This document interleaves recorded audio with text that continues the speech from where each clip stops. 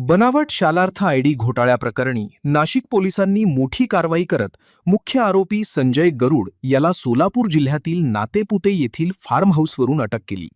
तपासात नाशिक, जळगाव, धुळे व नंदुरबार जिल्ह्यातील 841 शिक्षक व शिक्षकेतर कर्मचाऱ्यांच्या नावांचा गैरवापर झाल्याचे उघड झाले आहे।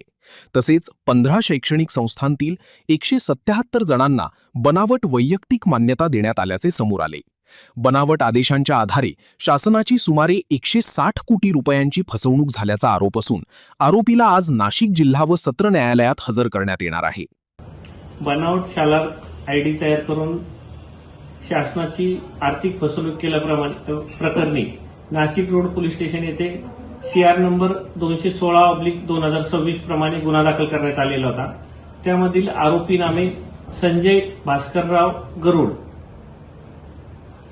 यास नातेपुते जिल्हा सोलापूर येथील एका फार्म हाऊसवरून अटक करण्यात आलेली आहे।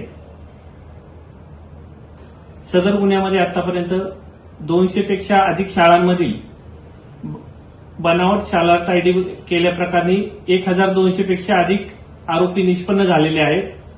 घोटाळ्याची सध्याची व्याप्ती ही 160 कोटीची आहे। आतापर्यंत सदरच्या गुन्ह्यामध्ये 5 आरोपी अरेस्ट करण्यात आलेले आहेत आणि शिक्षण शाळा ज्या आहेत त्या 200 पेक्षा अधिक निष्पन्न झालेल्या आहेत। आरोपीचे शेंदुर्णी एज्युकेशन सोसायटी नावाची संस्था आहे, त्या संस्थेचा हा संस्थाचालक आणि अध्यक्ष आहे। सदर शाळेतील 150 पेक्षा जास्त शिक्षकांचा बनावट आयडी केल्याचे तपासात निष्पन्न झालेले आहे।